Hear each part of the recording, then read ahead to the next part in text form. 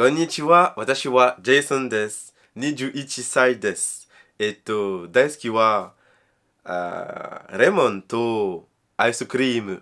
Bon, alors, la semaine dernière, il n'y a pas eu de vidéo, je suis désolé, mais juste il y avait la famille à la maison et je pouvais pas spécialement. Alors, premièrement, j'ai pas pu travailler, pas comme j'ai voulu, et surtout, j'avais surtout envie de profiter de ma famille, quoi. Ça fait longtemps que je les avais pas vus, et j'avoue que voir ces petits neveux qui se baladent un peu partout, qui courent partout, c'est mignon, mais c'est chiant parce qu'ils crient. Bref, c'est pas grave, c'est pas grave. Dans tous les cas, il y a eu quand même un petit peu de changement, même si j'ai pas fait en soi du japonais. En tout cas, j'ai pas fait du japonais en apprentissage académique, ok? C'est ce que je fais en ce moment. Bref, mais du coup, j'ai quand même travaillé à ma manière. Alors, premièrement, j'ai commencé à courir avec ma mère. Je vous jure, c'est un kiff total. Vraiment, c'est trop bien de courir avec entre autres ma maman, du coup. Et vraiment, je sais pas, c'était trop bien. Elle m'a dit, quand est-ce que tu m'invites à courir? Et du coup, je dis, vas-y, viens, on y va, tu vois. Et on était courir et tout. Bon, elle s'est arrêtée, normal. Moi aussi, je me suis arrêté. Mais c'était un peu de temps d'adaptation, etc. Et franchement, je suis grave content parce que en fait, à la fin de la course, même si elle était fatiguée durant toute... Même si elle était fatiguée durant toute la course, genre c'est pas grave, elle m'a dit qu'elle avait bien aimé et franchement, moi je suis content, hein, si elle a pu kiffer tout, moi ça me rend tout aussi heureux. Et grâce à ça, on a réussi à... on est en train plutôt de construire une sorte de routine où on va dire peut-être 2 fois par semaine, on court ensemble.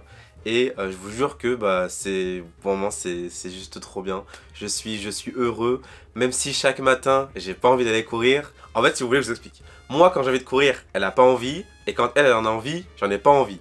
Du coup, c'est un peu ce mix entre ok, il est 7h du matin, viens on va courir. Moi je lui dis non, elle me dit oui, du coup je dis on y va. Et l'inverse et vice versa, tu vois. Et bref, et du coup c'est trop bien parce qu'en fait littéralement on se pousse vers le haut et personnellement j'adore ça, vraiment juste j'adore ça. Et du coup voilà, là c'était un petit peu le résumé plus ou moins de ma semaine. J'ai vraiment pas fait grand chose.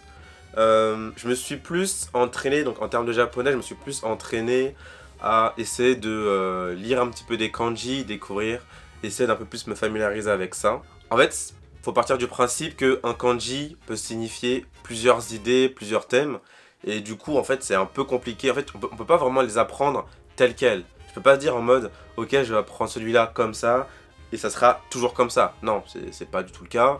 Ça peut signifier plein de choses, et du coup, c'est un peu difficile, on va dire, de les apprendre par cœur. En fait, je pense juste que ça ne s'apprend pas par cœur, et que il faut quand même réfléchir un minimum pour les apprendre.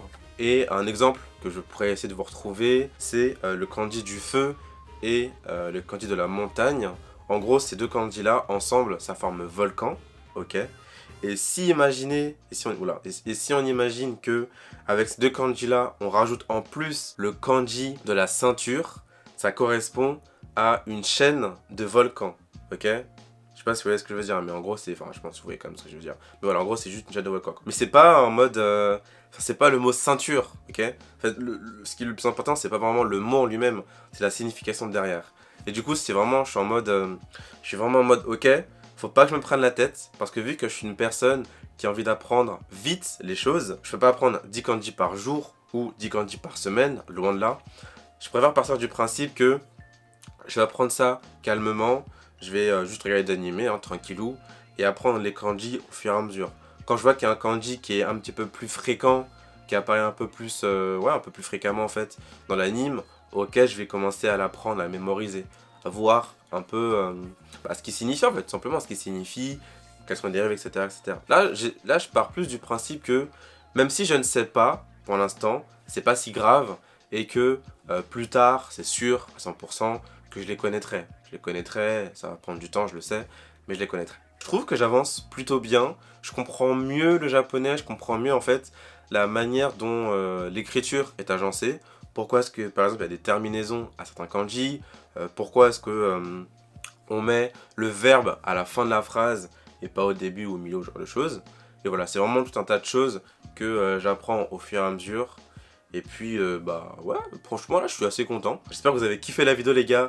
Je vous laisse sur ça. Passez une agréable vie. Et je vous souhaite une bonne fin de journée ou une bonne journée. Bref, des bisous, je vous aime. Et à bientôt, tout simplement. Tchuss.